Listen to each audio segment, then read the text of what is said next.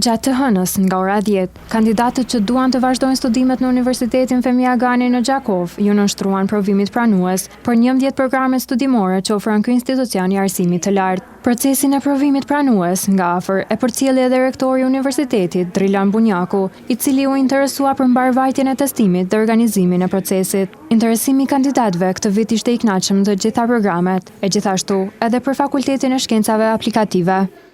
Ka interesim fatbërësisht nga studentët, nga të rinjt. Numri i përcaktuar gjithmonë vjen edhe nga ministria, në gjithsej e kemi të përcaktuar 30 numrin e studentëve. Kotat janë të ndara si gjithmonë, është të rregulluar me rregullore edhe të universitetit edhe të pjesës nga Ministria e Arsimit, dhe normalisht 12% i gjithë tërësisë së studentëve shkon për minoritetet, edhe për 5% që është edhe për trojet. Njëra nga kandidatët tregoi se cilin drejtim ka zgjedhur dhe cilat janë përçmëritë e saj. E kam zgjedhur edukimin fillor, do të thonë bachelor. E kam zgjedhur se do të thonë prej kur kohën e vogël, do të thonë ka pëlqyer edukimi dhe kam pas ëndër për shkak për më bëu mësuese.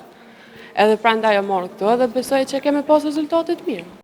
Rezultatet preliminare të provimit pranues pritet të publikohen brenda 24 orëve, ku do të bëhen të ditur edhe emrat e studentëve të rinj që do t'i bashkohen në Universitetit Femi Agani në vitin e ri akademik.